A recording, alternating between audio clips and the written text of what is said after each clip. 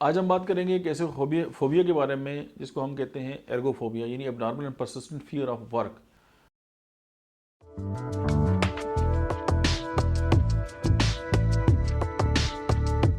अच्छा, जो लोग जो हैं इस फोबिया के शिकार होते हैं, वो ये जानते भी हैं कि यार इससे कोई उनको मसला नहीं होगा, लेकिन वो अपने वर्क प्लेस से जो है वो खौफज़दा होते हैं। उसकी वजह कुछ और भी हो सकती है कि वो अपना काम मुकम्मल ना कर सकते हो, या अपने साथी वर्कर्स का सामना ना कर सकते हो, या कोई स्पीच ना कर सकते हो, या अपने काम में फ़ेल होने का उनको डर हो।